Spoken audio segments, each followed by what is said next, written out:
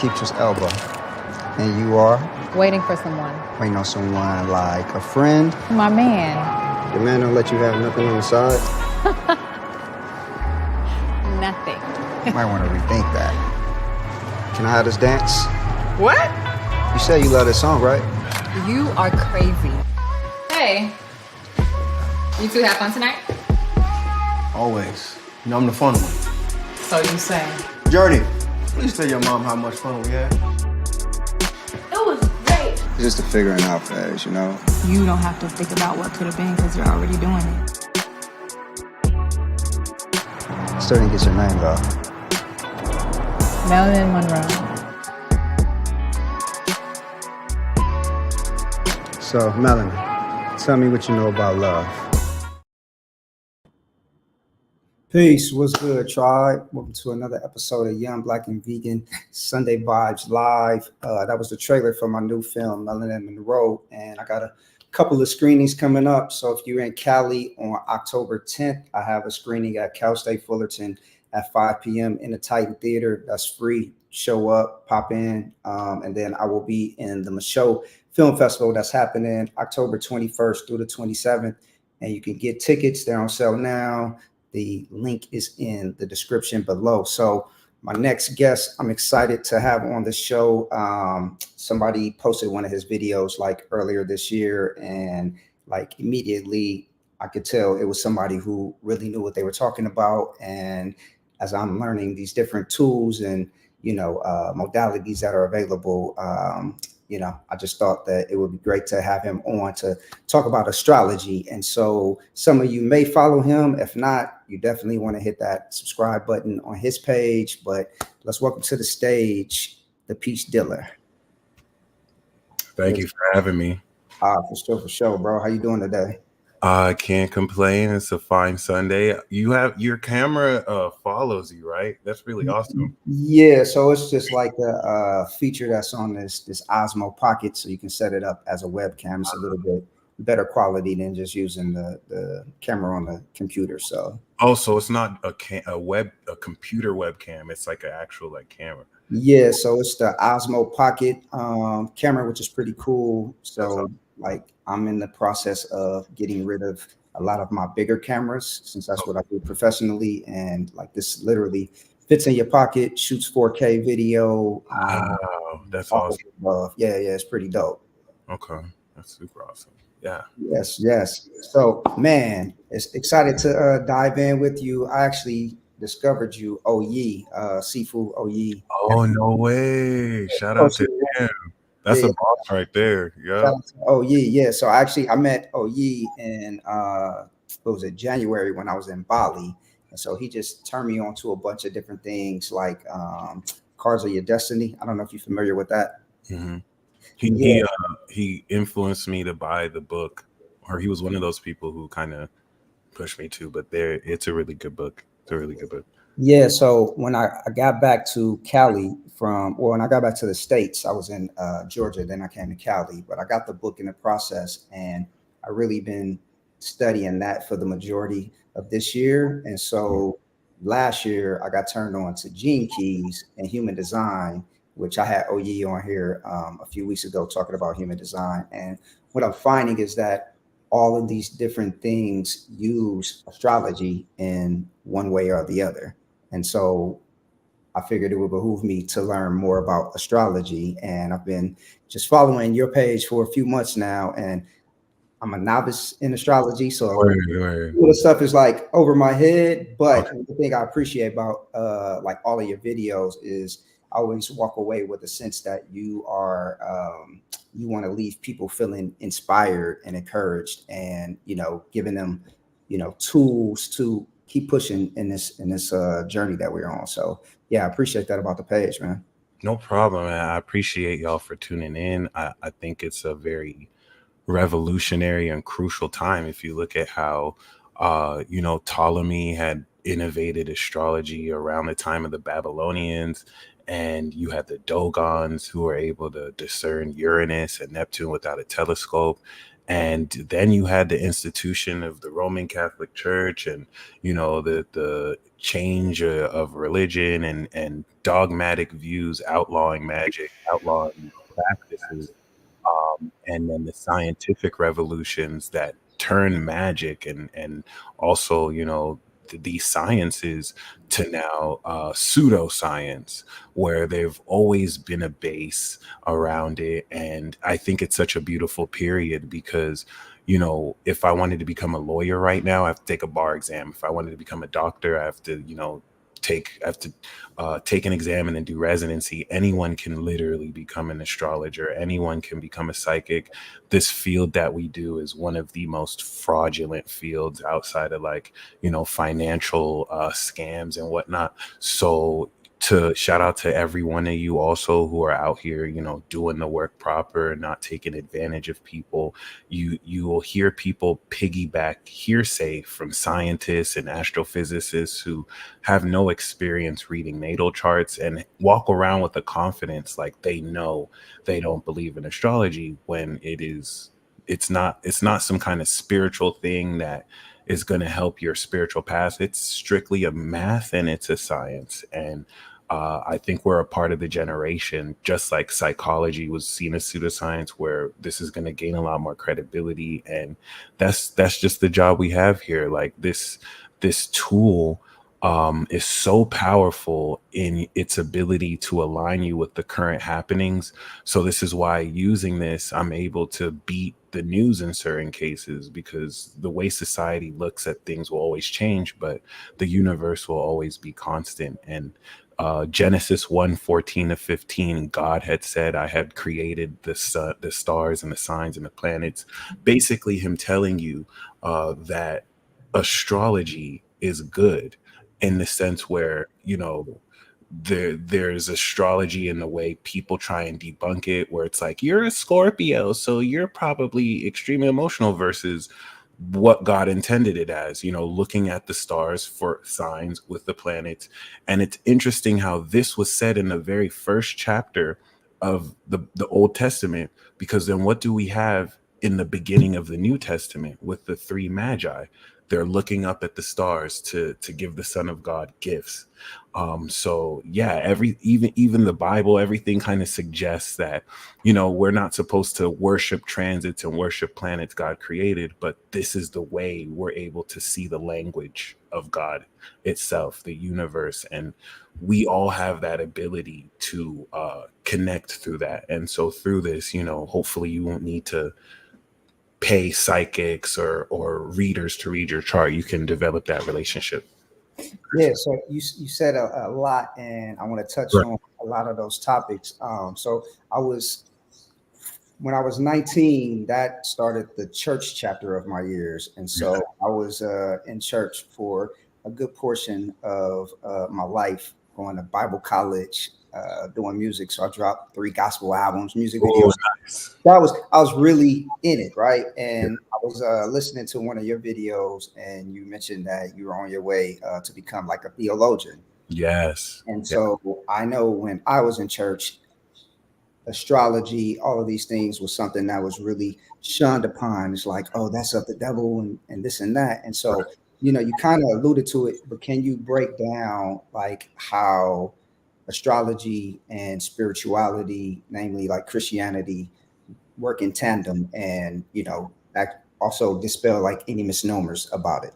Absolutely. And it really blows my mind, because I love that you mentioned that. I myself was raised Christian as well, and there's a certain level of conditioning and dogma. I mean, I was the type of person witnessing to people, wanting to save them. You know what I mean? I wanted to get so good at doing this. I knew the Bible back and forth. I've always known certain verses, but personally, in engaging in that culture, it's a lot of spookism. This is where Christ, that represents logos, requires logic. And when you actually extrapolate it, there's none of those people shunning it who have any experience reading a natal chart. They don't really know about it, versus knowing what they've seen from the outside looking in, and their bias against it with what they don't like. So that's why I can confidently say that that line of rhetoric comes from fear. It comes from what they've been conditioned to believe, what their pastor, what people have told them about it. And this is where we have to look at the voices that are saying this have not done it. They feel like, oh, just like people who are in the science field, oh, I don't need to learn it to debunk it. It's fake. When you can't say that about chemistry. You can't be like, oh, chemistry, I've never read a periodic table, but chemistry is BS, blah blah blah. So it took me a while to accept, like, there's no fundamental basis in the Bible. You can't find a single place in the Bible unless you take it out of context. I showed two places where in the Old and New Testament, God said it was good. So, this was bred culturally. If you take these religions, which are a monopolization of what the truth presents, with especially all these faith systems that pretty much centralize this whole message of a capital T truth, and us using that to navigate our lowercase t truths, it's a very deceptive narrative and rhetoric. It does nothing but mislead people. And this is a huge reason why I do this. Astrology, like reading the Bible, gave me a foundation, but astrology was what helped me believe in Christ. It's what actually helped me understand outside the dogma what it is. So a huge part of my message is you shouldn't, you could, sorry, if you're a Christian as well, stop letting people tell you that it's evil to do astrology. Stop letting people tell you that it's evil to read tarot. You can be a Christian and read tarot. You can be a Christian and do astrology. If you're using tarot cards to defraud people, if you're using astrology to defraud people, and the fruit you're bearing is like horrible, then it won't matter if you're a Christian, if you're a Muslim. You know what I'm saying? A kingdom divided against itself cannot stand. So yeah, I would say that that's really where it comes from: ignorance, fear, and this sense. I mean, think about how many denominations are in just the Christian church alone. Like this sense of wanting to feel different and peculiar, and oh, we don't do that. But it taught me that can you really call these people Christians if they believe in an idea? I mean, we all mean well. I'm sure they do good things, but Jesus said that people will say, oh, we healed the sick in your name, we helped people in your name, why won't you let us into heaven? He says, I don't know you. You know what I mean? So it's easy to see people who preach, and people will be like, oh, I'm on fire for God, this isn't of God, but you can't even read the first chapter of the Bible appropriately. You know what I mean? Like, people who hear this about astrology, they don't understand the definition of astrology. So let's say that you've only seen like Slim Jesus. I don't mean a name drop, but let's say you've seen like and let me not use Slim Jesus as an example. I don't think he's a horrible rapper, but let's say you've only seen like the 2016 2017 freshman class, and maybe you're more into like the old school rap, like where it's come from, but you've never heard of that before. You've only seen like the quote unquote mumble rap, right? Mhm. Not to diss mumble rap or anything, but like you've only seen that. And now what would people say? You would be like, wow, rap is trash. Like rap is freaking disgusting. But like let's say Cool G Rap, you've heard Nas, you've heard Jay-Z. You know that even though there's some rappers who they don't have the fundamentals, there are rappers who actually do it. So that's a lot of people's introduction to astrology. They see frauds, they see people who aren't trained professionally, because you don't have to take an exam to enter this field. So there's going to be a lot more illegitimate people. And so their understanding of what astrology is doesn't allow them to know that that's what God said it was in Genesis 1. So they're not going to know that I've given you the stars for signs and planets is the definition of astrology. They're going to think astrology is, oh, you're praying to a sign, you're doing this, you know what I mean? So a lot of that is just, once again, ignorance, misunderstanding, and bias, a lot of cognitive bias. And if they really read the book that they're preaching, they wouldn't be judging people who are probably doing what God called them to do, which is very important. So, with that said, there are a lot of misnomers about astrology. Oh yeah. Can you give a definition of what astrology is and what it is not? because I've also heard you kind of going in on Neil Tyson Degrassi. So Right, yeah, yeah, right. let's dispel what it isn't and give a definition of what it actually is. And there's a lot of persuasive definitions out there. When scientists like him debunk astrology, it's because scientists like him see a lot of bullshit out there. They see a Right. lot of complete crap. Like they're seeing people who might have, will take on this like horoscope, basic. There's a version of astrology that's proliferated that involves a lot of cold reading, Barnum statements, heavy bias, and what's the word? It's like mentalism. It's like mentalist tricks, like, oh, your sign is this or that, right? Versus what how it's properly done, which is strictly mathematical. Astrology at its simplest, basic definition is the language between the stars and the signs. The stars and the signs. I could say the astrology is even more than a correlation. We're looking at the language and communication between the planets and the sun, and what signs they're in. So to explain that a bit further, astrology is very incorrectly assumed to be based off the constellations. We have the constellations, and then we have astrology signs. Many people mistake astrology signs for constellations. And the astrology zodiac signs were named after the constellations, adding more to the confusion because, of course, before this precession of equinox really, shifted, and and the likes of Ptolemy in that period had now rectified this through. Well, I'm not going to say he rectified it, but before there was that distinction between the ecliptical Western and the Vedic, we do have that wobble and precession of the equinoxes. So they will argue that, oh, the constellations are shifting, so your sign is shifted. The reason why that's not true is zodiac signs are not at constellations. All zodiac signs are a mathematical division. That's it. A mathematical division between the sun's ecliptic path and the Earth's celestial equator. So the sun travels along an ecliptic path, and the planets revolve around the sun. So the intersection with which the Earth's equator intersects with that ecliptic path of the sun, that's what creates the Tropic of Cancer and the Tropic of Capricorn. What do we know about those tropics? That creates the seasons. So that intersection has a 360-degree band, which creates faithfully every year of a mathematical division, 12 mathematical divisions and 30 degrees points, because every 90 degrees we experience as a season. Okay.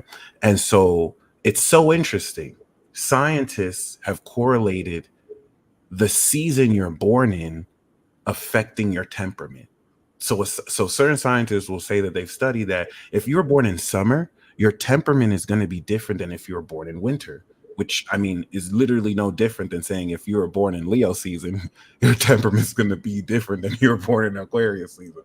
So there's a lot of bias, even in science, to play contrarian to a way certain things are presented when a whole lot of things line up. So we do have the intersection of the sun's ecliptic path, the Earth's celestial equator. It creates the seasons. The zodiac signs are the mathematical division of what stage the sun is in its ecliptic path. So what makes Aries Aries is not when the sun is in the constellation of Aries, it's when it reaches that 0-degree spring solstice point faithfully.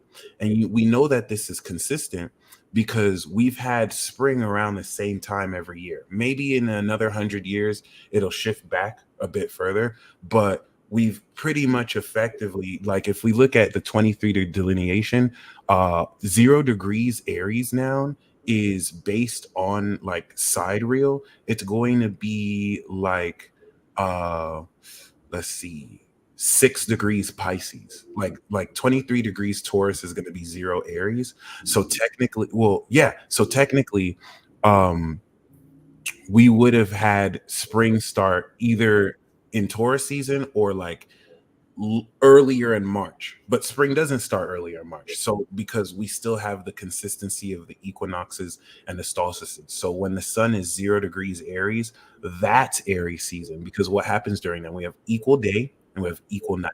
And when we reach, of course, 180 degrees, 0 degrees Libra, September 23rd, we're going to have equal day and equal night, except then in the Northern Hemisphere, we're going to have more night than day, whereas now we have more day than night. So it's a seasonal approach towards aligning your will with the language and action that each of the planets are playing out. And when you tap into that, you see the story that God, through the universe, is telling you, how you play into it.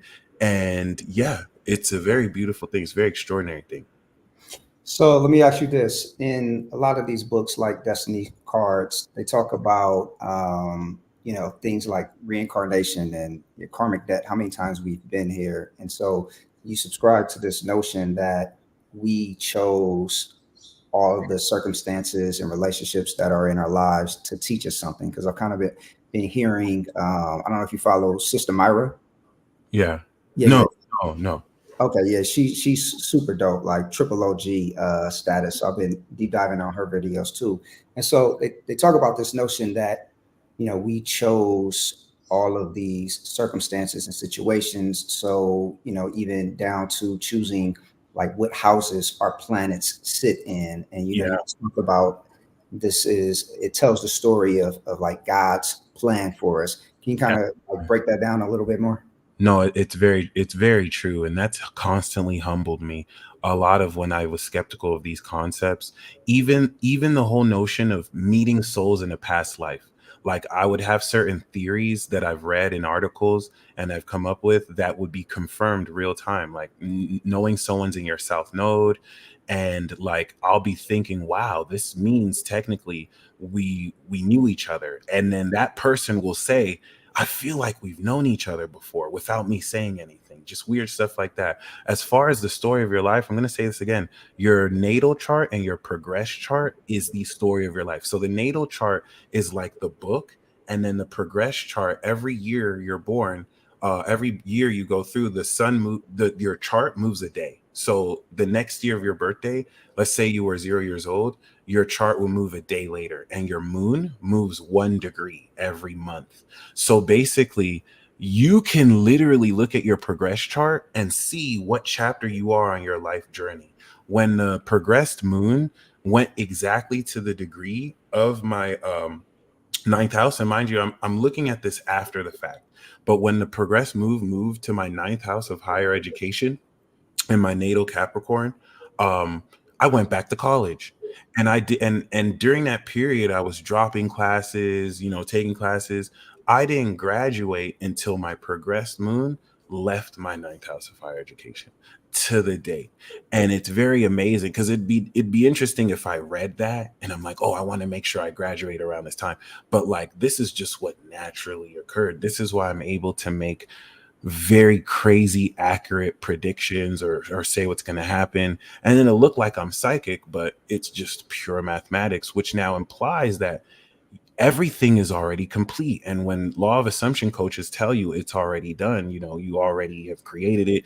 There's so much, given that we perceive less than 1% of the electromagnetic spectrum, there's so much more of you that's non-physical, metaphysical, and reflects the genius that you have, reflects like how amazing you are to have planned your own birth, to be around the siblings you're around, to go through the experiences you go through. Of course, whether an experience is positive or negative is subjectively defined on you. So there's certain things that what other people do to you, that's their karma, right? But how you respond is your karma. So it really opens up a whole new field of questions relative to how we can apply this. I feel like everything we've discovered about astrology is but just a speck of sand in a grain, and we're barely tapping into its potential.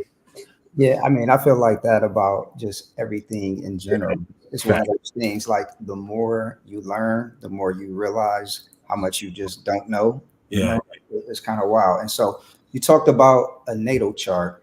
Break down what a natal chart is, because we have like different levels of people on the stream. So people who never looked at astrology at all, and then some experts. So what's a natal chart, and how can knowing your chart benefit you and help you in your life?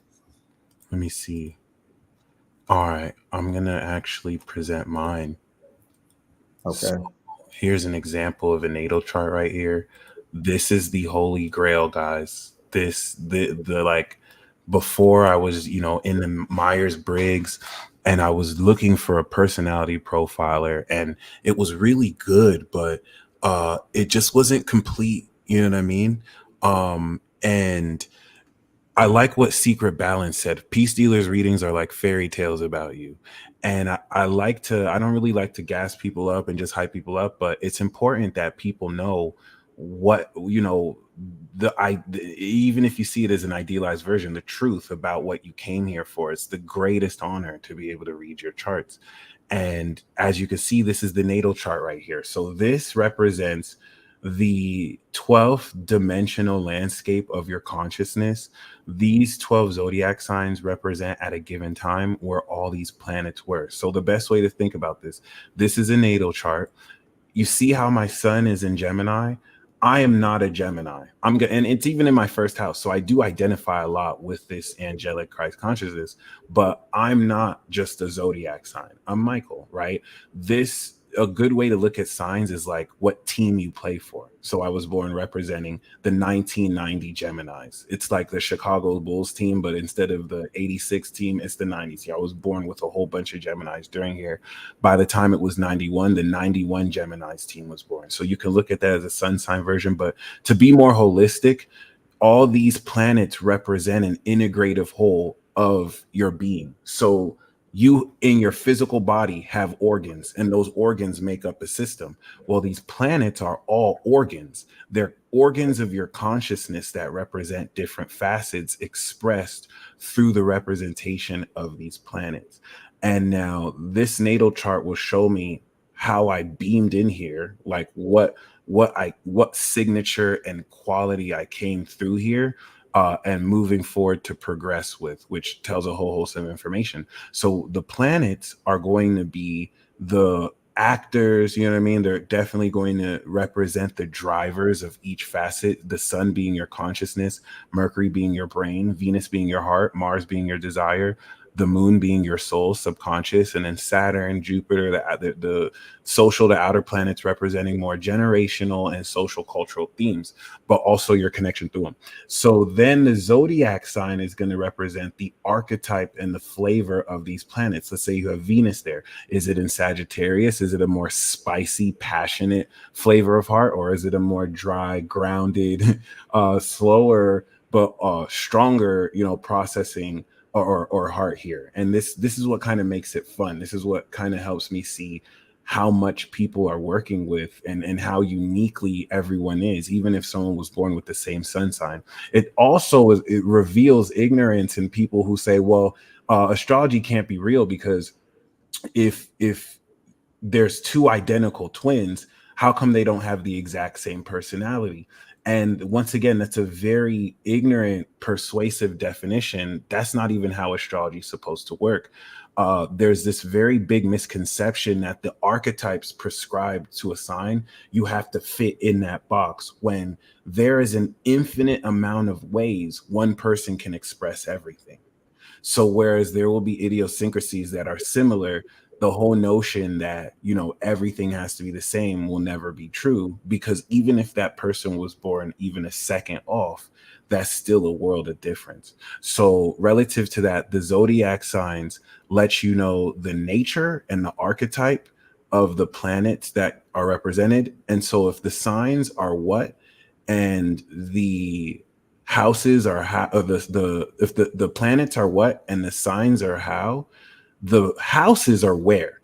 The houses are now going to represent where each of these dynamics and archetypes play out. So we'll have the seventh house, which is going to represent a more outward focused person, versus everything on the left hemisphere, which will represent a more self-focused person. And I will be making this year Astro 101, 102, 103, 104, 105. That'll go more into chart analysis, because once you get these basics, the matrix opens up for you. Like, you just start to notice these patterns, and the universe starts to speak to you more through, you know, these understandings, to where it's just right there in your face. But yeah. So let me ask you this: where would you suggest someone starts with learning the natal chart? Because there's a lot of information, Yeah. Yeah. you know, your signs to the planets to what houses they sit in. I know you have what is it, Astro 101 up Yeah. there? I And you have can, Astro 101, and this week I'm going to work on 102 and 103. I'll have the version I put out on YouTube, and then I'll have like a more professional version for anyone who wants like to just have that for the record. But yeah, that's a great question. So the way I'm breaking it down, Astro 101 will teach you about the planets. So before you learn about the zodiac signs, before you learn about the houses, it's important to know what transits through these houses. And it's really based around the planets, because the zodiac signs you see, they're all invisible. They're not star groupings. Aries just represents 0 to 30 degrees, and you can take every 30 degrees coming into 330 to 360, which is Pisces. So if you look at them in the sky, they're invisible, but we know where they're at because of the angle between the ecliptic and the equator. And then after we go into the planets, we'll talk about Mars and its archetypes, Saturn and its archetypes. And what I like to put in, see, what I learned about astrology is a lot of astrology gets mixed and diluted with the mythologies at the time. Like, even as calling Saturn and Cronus, this is all Greco-Roman mythology. And, you know, there could be a deeper understanding moving forward that uplifts out of, you know, the way we've classified this, while keeping the science, because there's still wisdom in that mythology as well, and all these other mythologies that still kind of bring forward the central point here. So the planets have the archetype, and then 102 is going to go into the zodiac signs, enter the zodiac, where we'll go in, and that's the fun part. That's the super fun. You get to see the elements of the zodiac signs, the states of the zodiac signs, the hemispheres, the perspectives, like being a social Virgo versus an individual Taurus.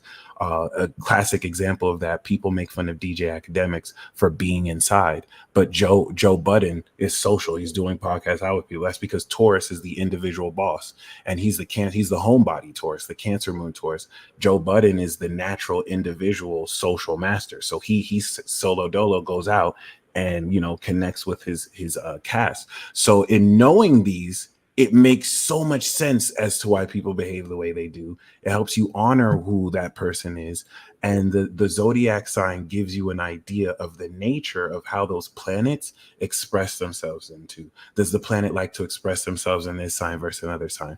Then once you understand the nature of the signs, 103 is going to let you know the astrological houses. Okay, now that you know the signs and the planets, what happens when it's in the first house? What happens when it's in the fourth house? Whereas the first house person would take these dynamics and embody them, and the fourth house person would integrate more understanding, create more family, or a foundation based on that. 104 is going to go into planet aspects, where you're going to look into how those planets, what the language between the planets are. And that's the main aspect of astrology. As astrologers, we're looking at the planet Saturn, we're looking at the sun. The Saturn and the sun have a cycle that once a year, the sun will meet Saturn. And 4 times throughout that year, it's going to square, it's going to oppose, it's going to square again, and have minor aspects. So an astrologer is able to look at that angle that the sun and Saturn are going to. They can tell you what that, let's say Saturn is, in fact, we can go right now. Right now, Saturn is making a quincunx to the moon, and I'll actually show you on the screen. So as an astrologer, I'm going to look at the angle the sun is, because the sun will move around quicker than Saturn moves on the chart.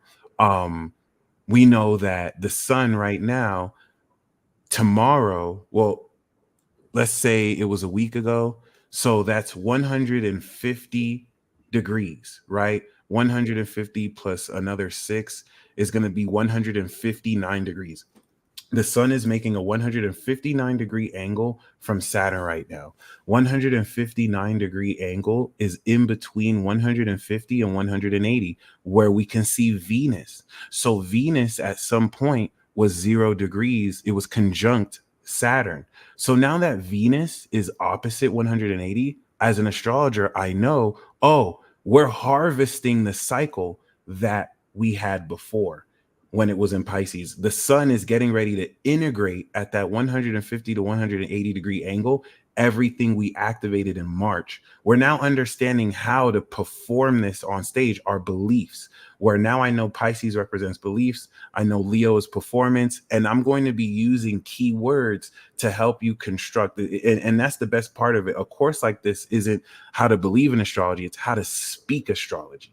Once you understand what each of these key terms are, you're going to realize you're a master at this. You've just been using different words to understand these things. And what kind of took me from an amateur to a pro is in respecting the time cycles, in understand, like, okay, for example, you see how Mars is on Jupiter right now. So Mars has just conjuncted Jupiter. Every 2 years, Mars is going to go around the zodiac. So this happened 2 years ago. And now that Mars has activated this, I'm going to look as Mars moves forward. If we like go forward like 6 months from now, Mars is going to be retrograde in Cancer. Okay. And then 6 months even after from that, by the time it's in Libra, what angle is Libra making here? Mars now, like by August 2025, is making a 90-degree square with Jupiter. So remember how we said, and of course now Jupiter and Mars are going to go through a slower cycle. And I know this is a lot of jargon right now, but just in knowing these maths, now as we monitor this just gives you so much deeper insight relative to the importance of tracking the cycles. This adds so much predictability, knowing that certain cycles are going to shift, the quick cycles versus the low cycles. So as an amateur, I used to just look at it at the day and try and figure out what it means. But now in knowing over the long term, the cycles, once you understand the cycles that are having, you know at all time the communication that's happening in the universe. And you could look at the sun as like the king and then the planets as its advisors. And you see how that works. And I have chills speaking right now because this is what I want to like present to people. I want to remind them this is your power. You don't need a preach. You need a pastor. You don't need somebody, a middleman. You don't need an astrologer. Like, this is your ability to communicate, because the way I look at this is not going to be the way you look at this. And you are blessed with your perspective for a reason. And I feel like the more people are out here speaking about this, the more we'll be enlightened as a people. And yeah. And I mean, two things. One, that's where we come from. So if you go back and you look at history and chemistry, like they were teaching astrology, they were teaching chemistry, all of these things in one place, and now everything is so like piecemeal and distorted, and it's all used as a form of control. That's another story. Amen. So so you said that your sun is in Gemini, but you don't like identify as a Gemini, right? And typically that's the question that we would ask is, what's your sign? And we're talking about the sun sign most of the time. Can you break down the difference between the sun sign, the moon, and rising, and how those like can affect a person and their personality and how it'll show up? Absolutely. I'll even use my chart again. So first of all, I love that question because,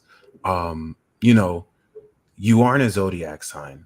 Now, if you had everything in the first house, like I could say I am Gemini, like someone has called me Gemini, that like first house Geminis, first house of any sign, you embody the principle of the sign, but you are really more amalgamation and completion of all these aspects. So you're not a zodiac sign. It's great to see the sign as the team you represent. So I'll look at someone and be like, oh, they're a Pisces, but I'm not talking about them. I'm talking about their spirit, right? Mm-hmm. Or their soul was there. So that's where it's like, when I call someone an Aquarius, it's like, okay, you represent the 84 Aquarius team. And it's a sign of respect. But to the point where now I'm like trying to be racist against them because, oh, my ex was an Aquarius and I can't trust Aquarians. Or, I heard Tauruses act like that. That's no different than stereotyping, where, that isn't enough information to go off of and whatnot. But we have the AC, we have the sun, we have the moon. So first of all, the moon is going to be, I think, Vedic astrologers will tell you the moon is the most important sign versus the sun. It's a really good argument because the sun is your conscious awareness. All the planets revolve around the sun. The moon is who you are at your core. So that's what's going to delineate. That's why certain people may not have the typical stereotypes of a zodiac sign. One, because your zodiac sign doesn't really determine how you act. It's you who determines how you act with the influence of this. It's how you use it, right? So the moon is going to represent how you internalize, how you feel, who you are at your core.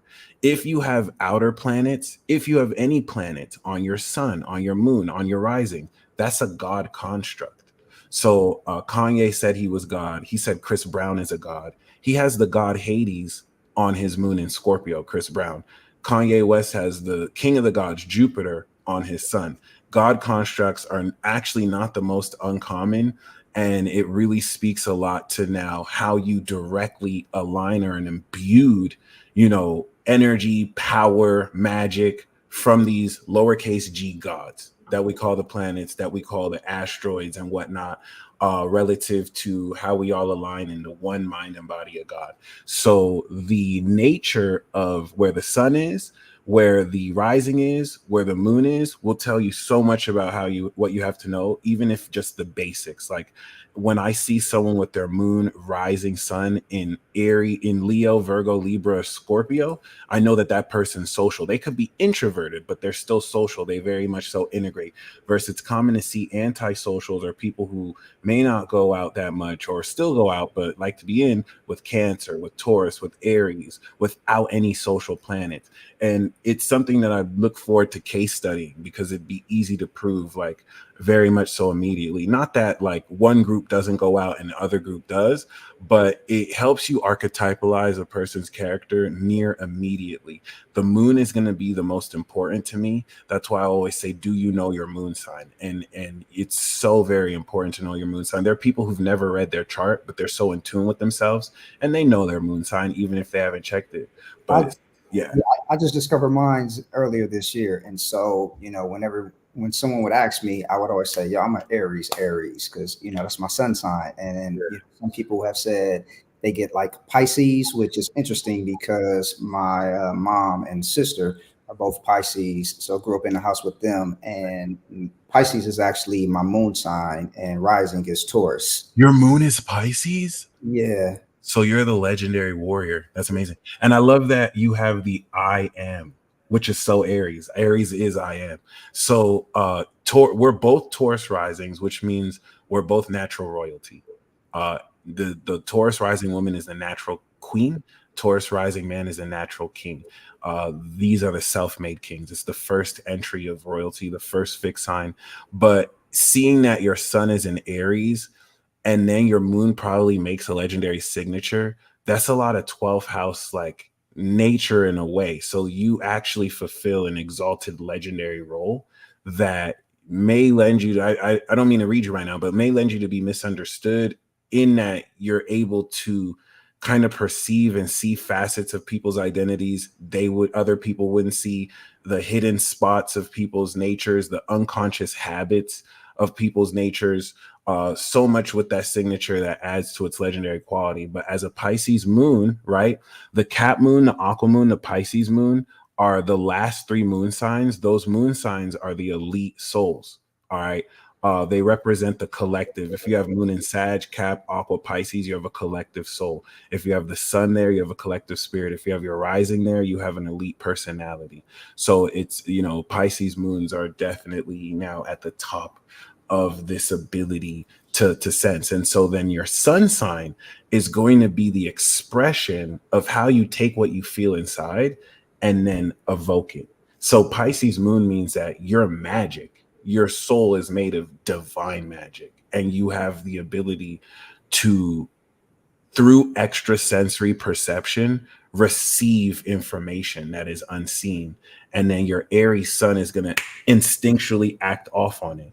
But Pisces is behind Aries, so you're going off of belief. There's nothing logical about this process.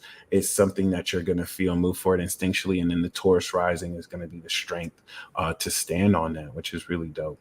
And the rising will be your embodiment, like how where it places everything else in the houses. Yeah, it's pretty interesting. So 2 years ago, I went to Costa Rica to do ayahuasca for the first time, right? And then I ended up doing it again at Warrior Retreat that December. And so people have kind of been like saying certain things like, damn, you just like know when I'm feeling a certain way and you will just like come over.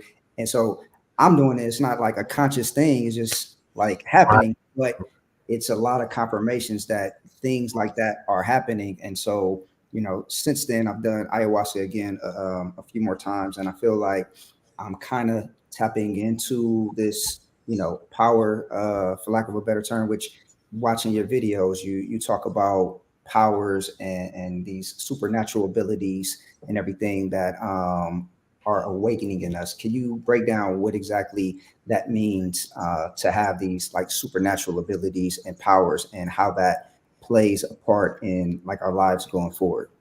Absolutely. If I actually now present the chart of today, well, as far as like supernatural powers and abilities, regardless of the transits, Aquarius representing the supernatural represents that knowledge, the God mind, that the super conscious connectivity to who we are beyond the physical. So everyone has the faculty, everyone has the capacity. Now, when we have Pluto coming back into Aquarius, the last two times Pluto was in Aquarius, Protestantism broke out of Catholicism. The last time Pluto was in Aquarius, the American Revolution and the French Revolution had happened around this period, give or take a bit before. So it does mark periods of great revolution, humanity awakening into or out of corruption. And this Pluto Aquarius cycle we've come into is the basis of this, let's say, next wave, I'd like to say, of supernatural awakening, realization. People born after 1995, especially 98, they have Uranus and Neptune in Aquarius. They have Pluto in Sagittarius, Saturn in Aries, and moving forward. So it's really tied into a lot of cultural and collective themes around the world. The new generation will activate our generation before the Gen Xers and the millennials, who are going to guide them relative to our experiences. But personally, I see this as a fundamental transcendence of the way we used to really identify things, communicate about things, get out our own way, and tap into the latent energy, the latent powers, the latent attributes that we've always had. It's like we're remembering ourselves. And after we've unlearned a lot of the illusions we've been caught up in and taught. That's deep, man. Somebody sent me a question they wanted to ask about the difference between, you know, Western astrology and Vedic astrology. Adding to that question, like I've had some people who don't know what time they were born, and so specifically, she wanted to know how important it is to like rectify a chart, and that actually means to get a proper reading of your chart. And is there a huge difference between using a Western chart or a Vedic chart? Really good question. So if you're gonna, so there's tropical and there's sidereal, there's Western and there's Vedic. I would only recommend using Vedic with tropical calculations. So if you pull up a divisional chart and you look at the nakshatras, but you haven't shifted the degrees 23 degrees back, Vedic is probably one of the best that you could use. The Vedic mythology and the systems and the nakshatras are genius. They're freaking amazing. Shifting it back 23 degrees is only going to mislead you. I've never spoken to anyone who is a proponent for tropical or for sidereal astrology that knows what they're talking about and doesn't speak outside of bias, has an actual basis on how it's real. And it's cool. I mean, some people go with that, but the difference, I'll say, Sidereal is still very useful. Sidereal, as far as looking at the constellations, is valuable to see. And Astrolata has said this on her video. This is she initially taught this like a while ago, but you want to look at sidereal to look at the age of a collective. So we know that where uh Aries used to be, that equinox is now in Pisces, and eventually it'll go into Aquarius. That could represent us entering the age of Aquarius, or that could, you know, if you want to see it like that, it's going to represent, since this is more based on the constellations, you don't want to base that on a geocentric or heliocentric nature, as we're in the Earth, we're in the Earth's atmosphere. So another way, I do have a video on my channel of tropical versus sidereal. I do have a friend that does both. So he'll look at your tropical as your ego and your sidereal as your soul. So like you'll see the range, the 23-degree range. Personally, if you want real-time accuracy, I would go with the tropical. The sidereal is just not fit for it can give you good insight if you want to, but it doesn't make sense to do for daily transits or whatnot. If you want to look at maybe the nature of where an age of people are going to, that's cool. And as far as rectification, that's a really good question. I've been wanting to find good rectification methods, because there was a technique Oyi told me about that was pretty interesting. I'm not sure how accurate that is, however, but it definitely that the only other methods I've really heard of are psychics kind of giving you insight, and I don't really trust that. I kind of want something more concrete, unless the psychic is legit. That's totally different. But yeah, that's one thing I want to figure out how to do, like how to pinpoint up her. Like my mom doesn't know her time of birth, and thankfully, if you don't know your time of birth, just knowing your sun sign, like the sun sign can exist as its own first house. So even if you don't know the rising, you can still do a very accurate chart and reading. But it's like knowing that rising and the time of birth adds so much more like detailed understanding and analysis. It's like you wouldn't even want to share it to someone who knows what they're doing that you don't trust, or unless you trust them. But yeah. Right. So some people in the comments, we're not going to do a full reading. You definitely should book a reading with the peace dealer. His information is in the description. But if you got some specific questions, drop them in the comments and we'll try to address some of those. So can you kind of go through maybe each of the signs and give like a short blurb or something about that sign? Sure. And this is a lot of I'll go based off of what I'll break down in Astro 102. So the first four signs are the first four individual signs. You have all these aspects of the signs within you. So that's why someone who was born without Aries planets in their charts, they have Aries in their chart, but they're not going to focus on it. You know what I mean? Like the bodybuilder, that's not really going to focus more on, running. Maybe they're going to focus more on lifting. Whereas the track runner is going to focus more on running. They're not going to, right. Whereas maybe someone is not even going to be in athletics, even though that's not really dependent on sign. So that's just something to keep in mind. So the Aries, the first four zodiac signs represent your capacity as an individual to activate your individuality, to express your individuality. So we start with Aries. Aries is the first cardinal sign. I am. Aries is archetypalized by the warrior. It is the forward movement motion that represents the spark of your character.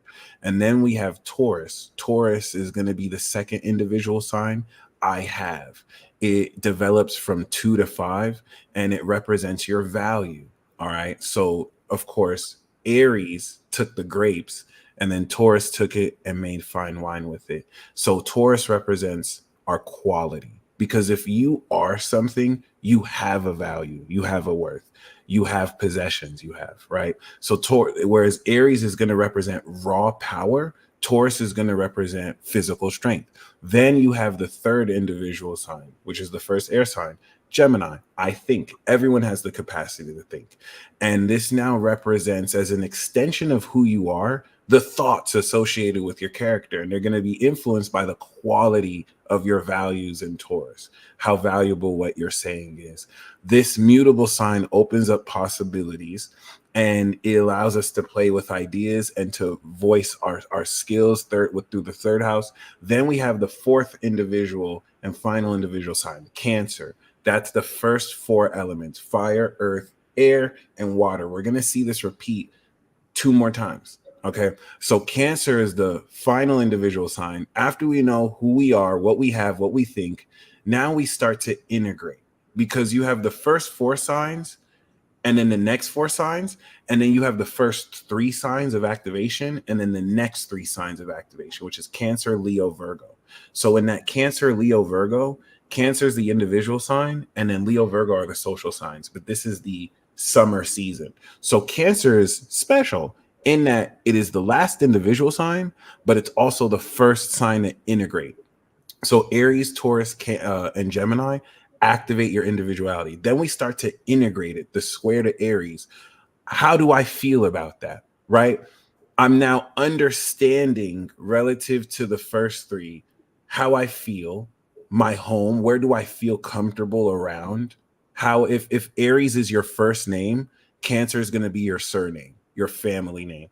And then Leo, if Cancer representing the psychic, so Aries, Taurus, and Gemini, Aries and Taurus are raw, natural, and enlightened. Cancer brings us into metahuman psychic power. This is where we start to get super, right? So now the supers, super strength, Leo, super analysis, Virgo, super power, Libra, and then psychological super strength, Scorpio, represents the social signs. So we went through the first individuals. Now we're going through the socials.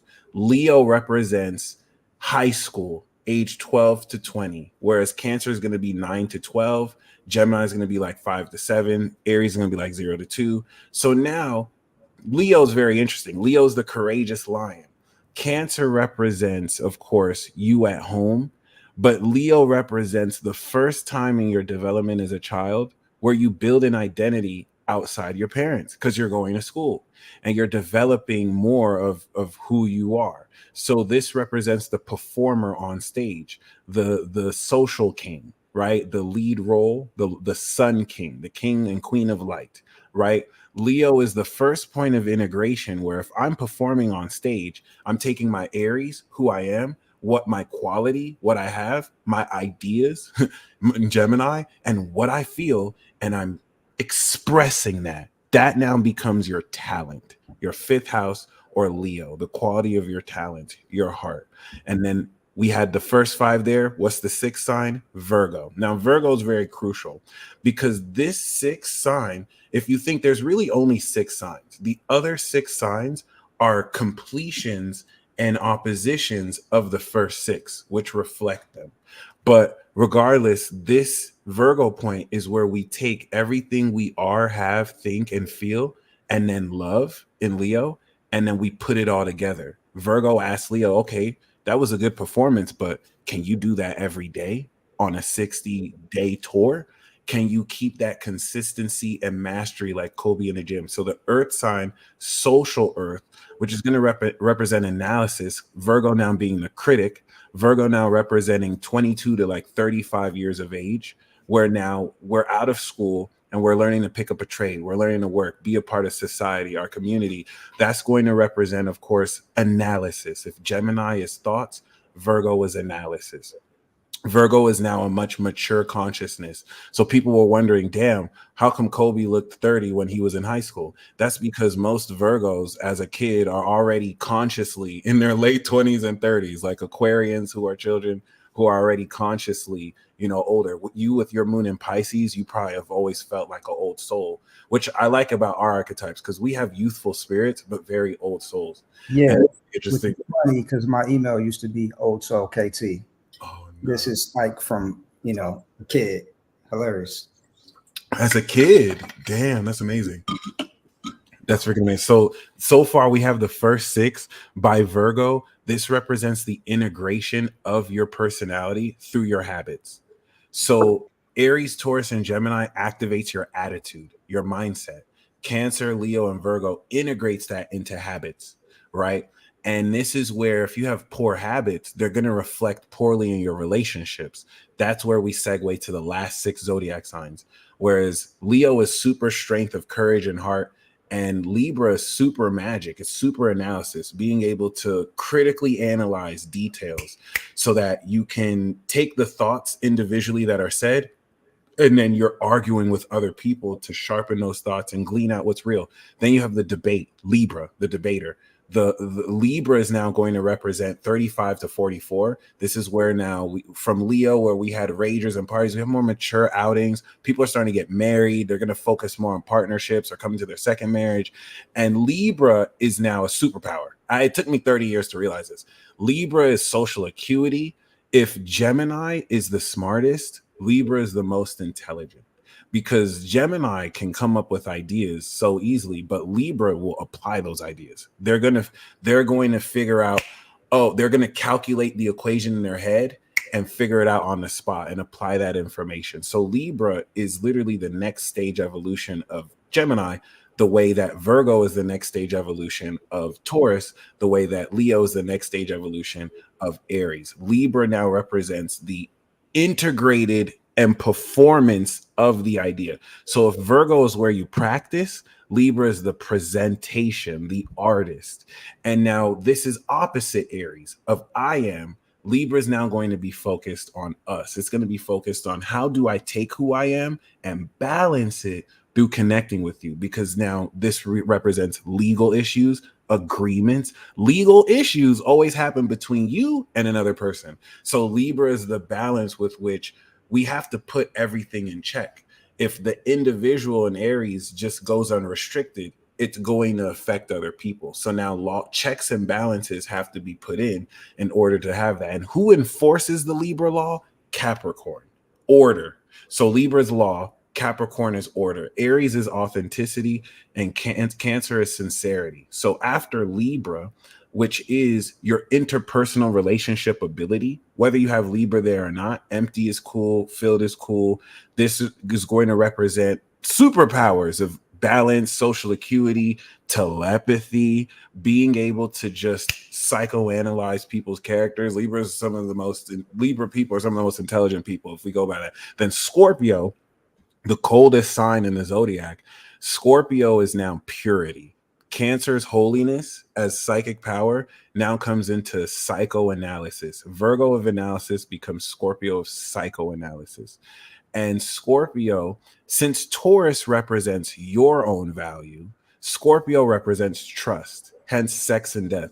In order to have sex with someone and get naked with them, you have to trust them at an implicit level. This is what makes Scorpio some of the most deeply intimate people, but also some of the most deeply sensitive people, for better or for worse, because of how extremely now the depth of this angle and these placements will make it. But the Scorpio facet, regardless within everyone, if Taurus is your own value, Scorpio is shared value. It's other people's money. So now Libra is our agreement to partner, and Scorpio is us sharing resources, joint bank accounts, loans, investing money, gaining investments. And a lot of what Scorpio represents could be dark because of that reason, but it can also engender so much deeper trust. It is the point of wisdom through these experiences. And then that's what brings us to the last 4 signs, the God signs, the collective signs. What makes them God signs is that they're universal. So Aries, Gemini, that's us in the neighborhood, right? Leo, Virgo, Libra, that's us at town square, connecting with society. Sagittarius, Aquarius, that's the whole world. Every society within the whole world. You have every individual within society, and then you have every society in the whole world. Like that's Sagittarius, Cap, Aqua, Sag, which is philosophy. Whereas Gemini is going to stay within the neighborhood. Sagittarius is going to travel to other countries, other planets. So Sagittarius is the archer. It's going to represent, of course, the ascension into higher light, ascension through the bigger picture. And to make sense of that, we know Gemini is experimentation, it's thinking, individually. We've activated it. Then Virgo integrated the analysis of how. So Gemini answers what? Virgo answers how. Sagittarius answers what does it mean? So you have the word in the dictionary, Gemini, and then you have the meaning of the word in the dictionary, which is Sagittarius. So Sagittarius is the eyes of God that sees into meaning. That's why Sages seem psychic. That's so Raven. They can literally see third house Aquarius into the future. And it's going to represent that higher perspective that's going to, of course, lean more into philosophy. We want to see the opposition of Gemini that's going to be more gossip, news tabloids, lower minded stuff. Lower Gemini and Virgo is I had 6 grapes today. I ate 3. I have 3 left. It's very basic, deeper analysis.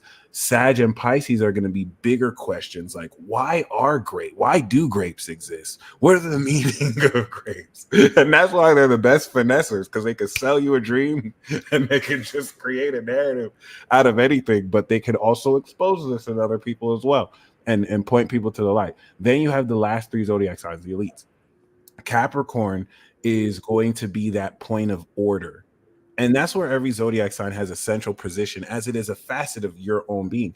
If Sag is your ability to see through with your mind, Capricorn is your ability to make decisions. It's collective. It's the point of responsibility and legacy. So Capricorn, if Libra is the law, then Capricorn is the rules. Capricorn is going to be the order to where, we can have a disagreement, but who's going to enforce it? Capricorn is the collective representation, hence a government. A government is filled with individuals who represent a huger mass of individuals.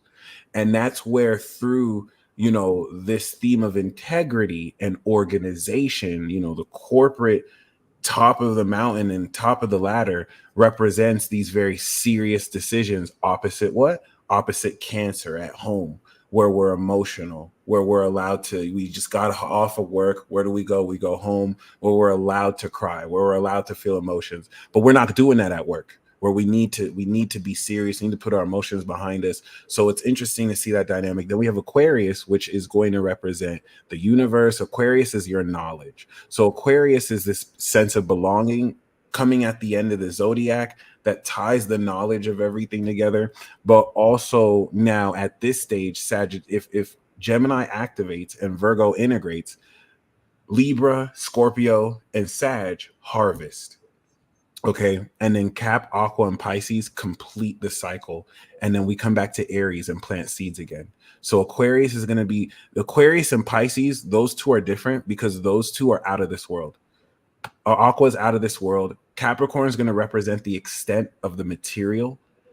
Aquarius is a frequency, and Pisces is a vibe. It's a belief. So Aquarius is the knowledge. It's the celestial king and queen, and Pisces is the divine genie. What I've learned is no one still knows what Pisces is. That's why Pisces moons, Pisces suns, Pisces rising, you will always be misunderstood because you're the cosmic question mark. People still don't understand what imagination is, dreams are, the extrasensory, the supernatural, psychic magic, all that realm of fantasy, that realm of frauds, delusions. That's why Pisces could either be the fraud or they could be the legend, right? The divine legend. So that's, a little insight. These are all the things I'm going to go more into 102, which is going to be so much more extensive than 101. But once you get 102, you'll just start to, and even if you don't, because this information is free. So once you kind of like get the insight on the signs, the matrix codes open up too. It's insane. So with 102 and 103 and so forth, are these going to be courses that you're offering or just videos that'll be on your page?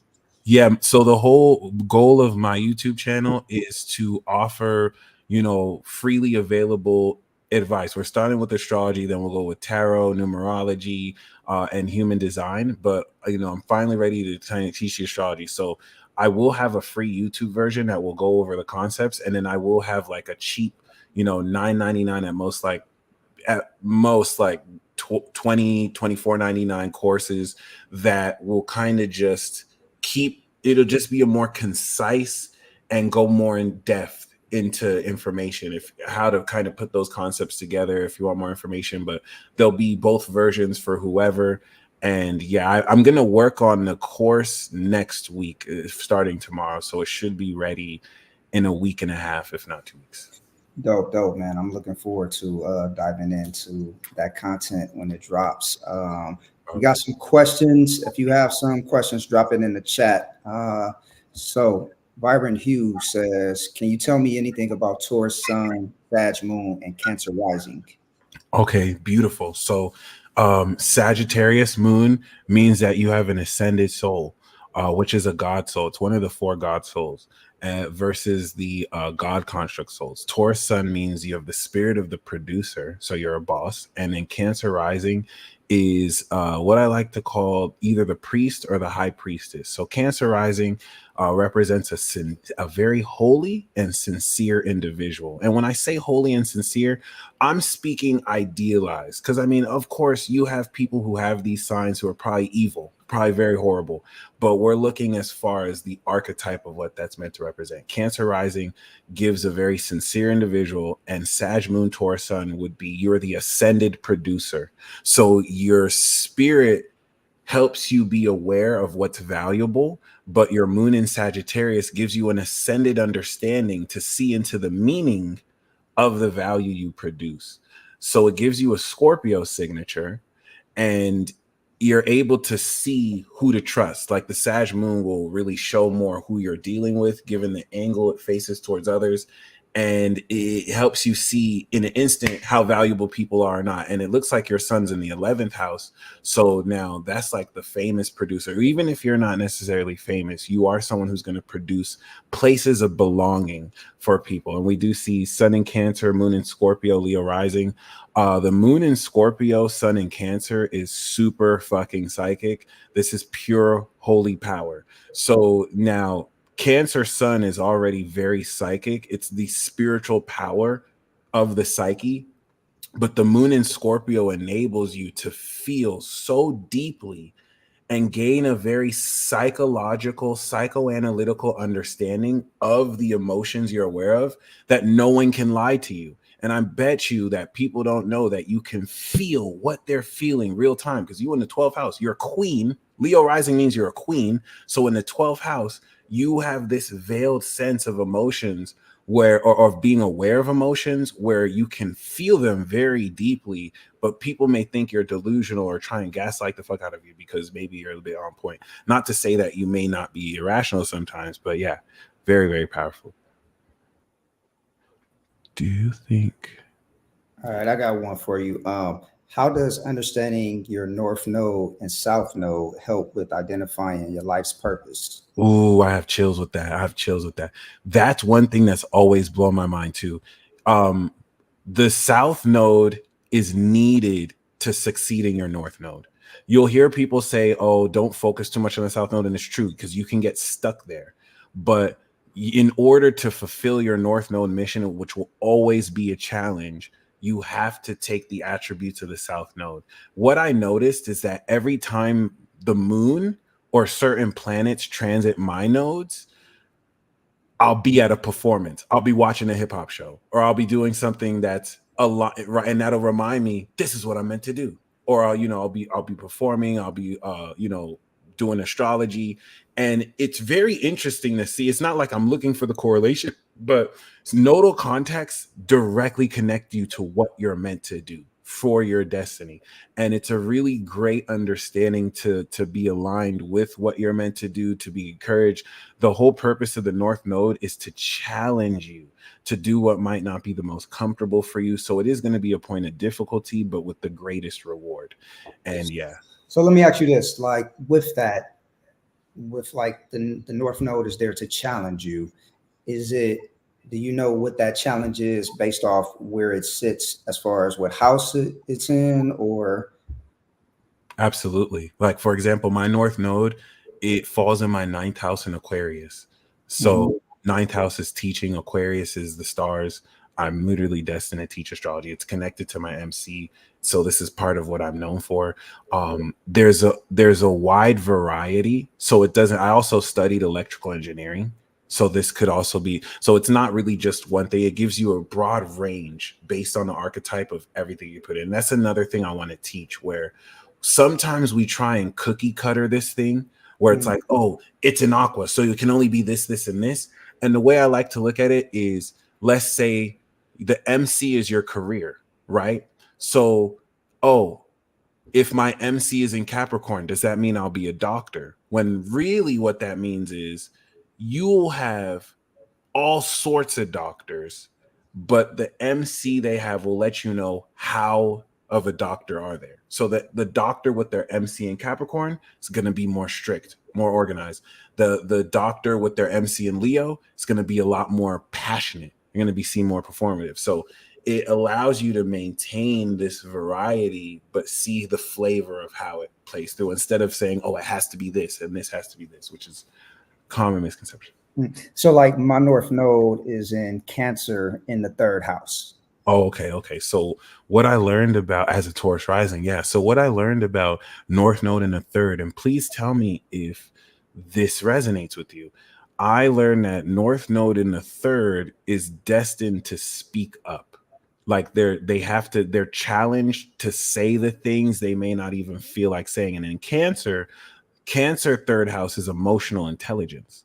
So it's speaking and communicating without even having to say words, or the vocal tonality behind what you say, and really being able to feel what the attitude is. So in a way, you're going to be challenged to develop those attitudes in yourself and others. And then the South Node is in the 9th house. So where the North Node in the 9th house is meant to create their own religion, the South Node in your 9th house is going to be more so, you came into this lifetime with a powerful philosophy, especially in Capricorn. You are destined for greatness in that sense. You're bringing your greatness and this philosophy of integrity to now break down. That's another thing. The 9th and 3rd house, 9th house is teaching, 3rd house is learning. So you may be destined to innovate a quality of learning, to innovate the way it is people can feel about how they think, which is very vague, but it could apply in so many different ways. But yeah, I would say definitely to speak up about what is felt. You might say something that someone has to hear at the time. And yeah, I think I'm good with that. It definitely has worked for me and against me in certain aspects. And I understand it a lot more, like after listening to Sister Myra, and she breaks down how she doesn't just look at like your sun sign, you have to look at the opposite sign as well to get like a holistic view. And so, me being an Aries, then my opposite is Libra. So it's like the warrior of justice. And so in speaking up for justice for others, sometimes it can rub people the wrong way, but my intentions is good. It's like, if it's my people's, I'm definitely gonna speak up. So interesting.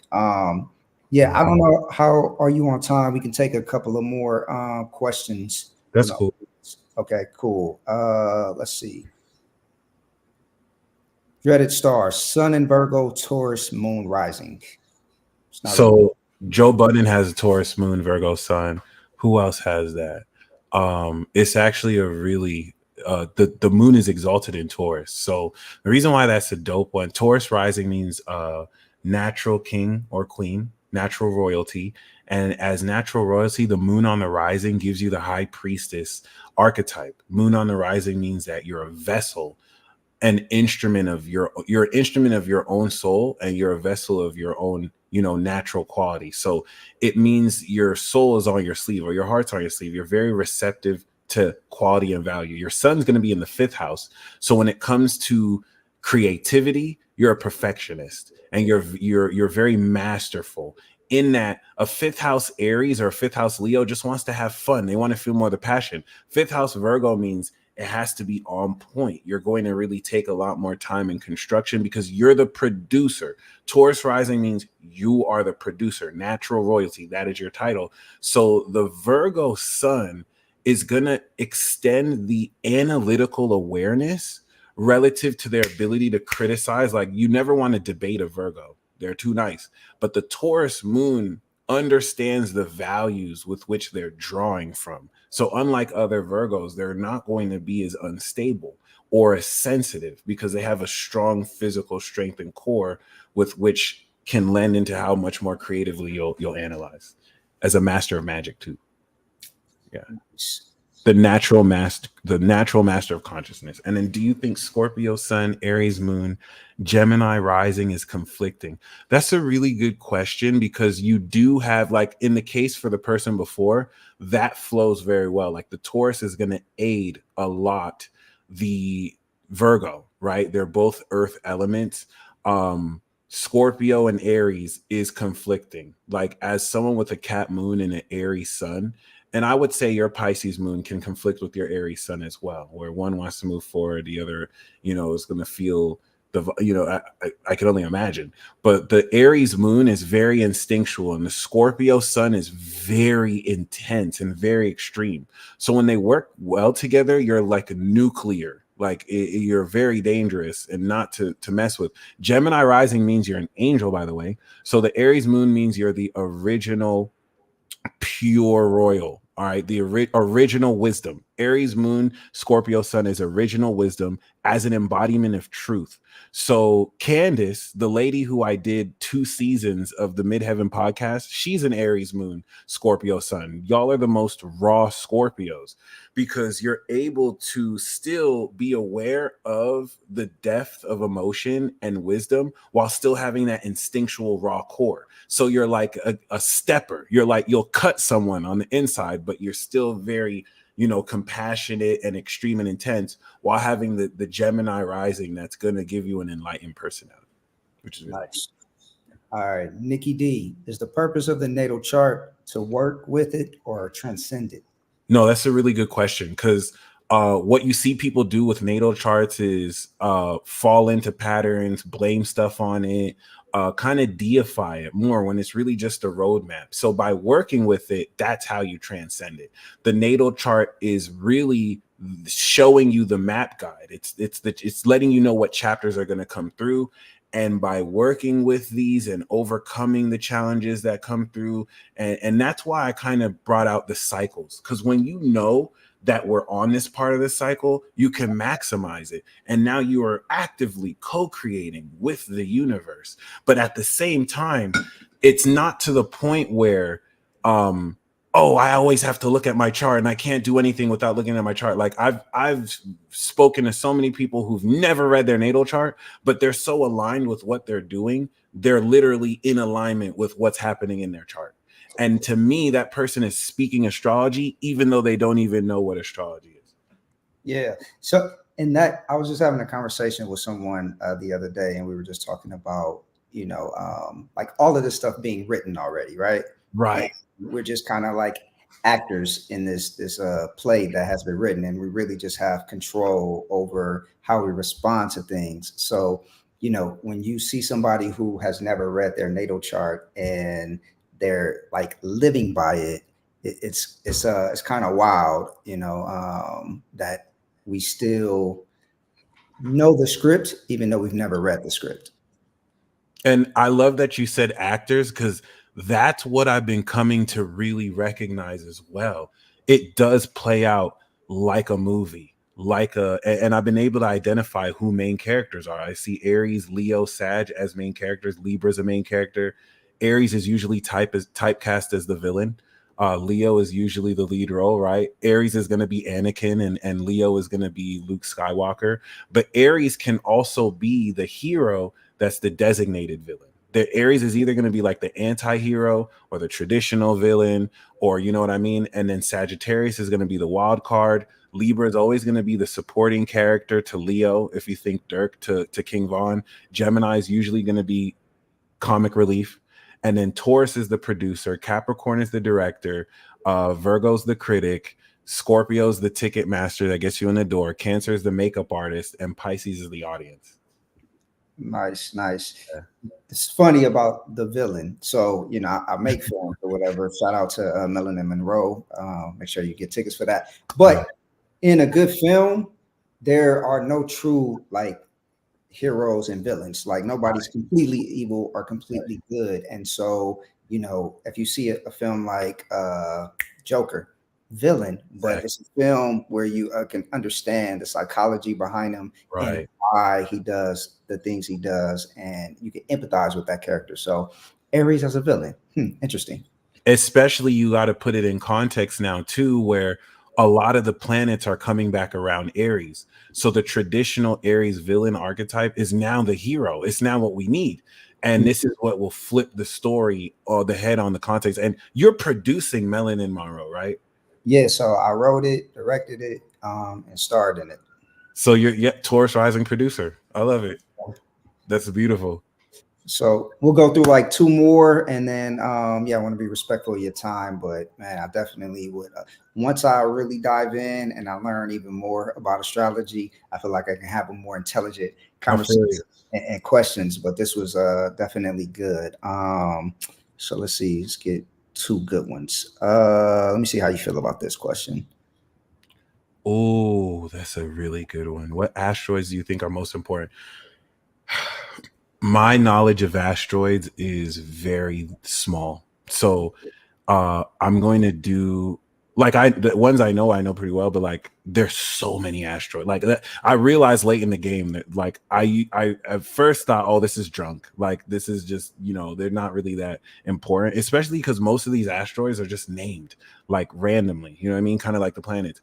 But it made me realize that there's just a metaphysical interconnectivity that whether circumstantially and with some bias, I don't know, but I always look at Juno. I look at Juno for women too. Like women who have Juno on their sun, moon, or rising, they're queen goddesses. They have a certain archetype. Like every woman has a relationship with Juno, whether it's on there or not. But I always look at Juno, especially for the man as well. Lilith, I always look at Lilith. I like to look at Isis, Osiris, and Lucifer, but that's just more personally. Juno for sure is a very important asteroid. I definitely look at Lilith. Vesta's cool. Pallas Athena. Pallas Athena is also really cool. Pallas Athena was very interesting because I met a woman who identified as the goddess Athena. Like her name was Athena. She felt like, she does makeup.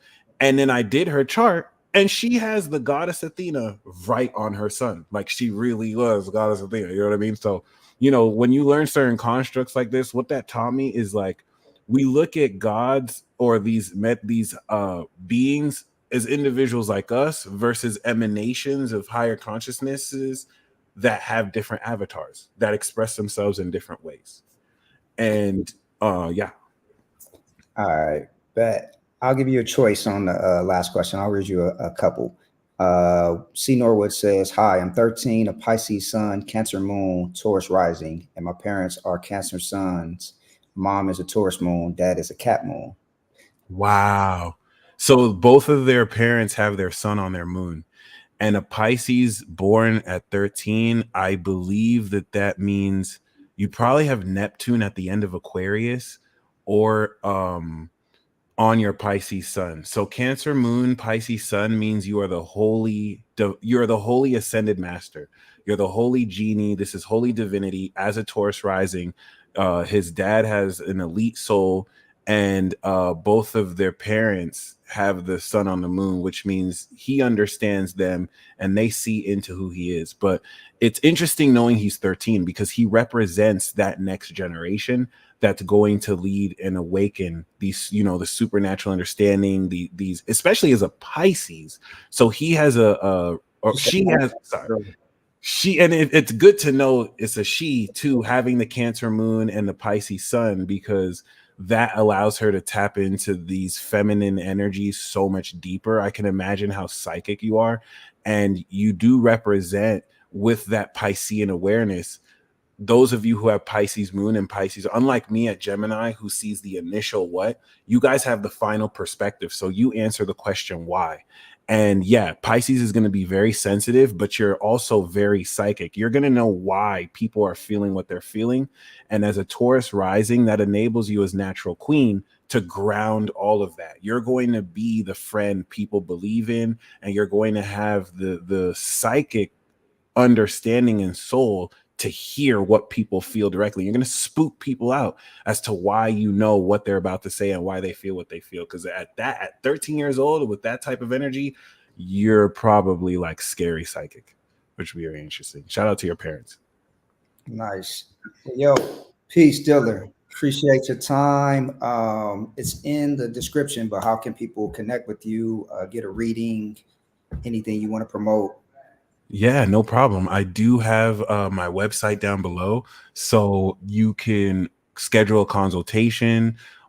If instead you'd rather me record the report, you don't have to show up. You'll just schedule when I work on it, and then I'll email it to you. Those are a lot cheaper than the consultations. And then if you want to call me or my team per minute, hit up pay per call. I do have the hours there. I'm available Monday through Friday. And yeah, those are how you reach me. You could shoot me a message on Instagram or email me.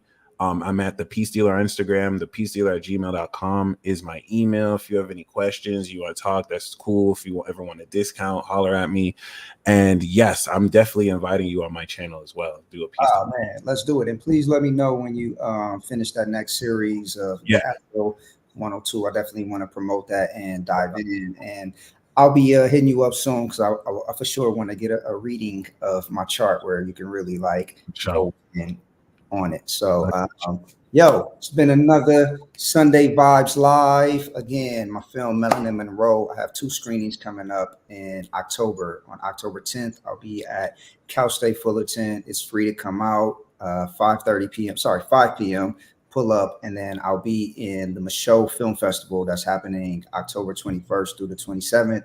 Tickets are on sale now. All of that information is in the details description, and we will catch y'all on the next one. Be blessed. Awesome. And you saying one more thing? No, you're straight. I was gonna tell it to you. I bet.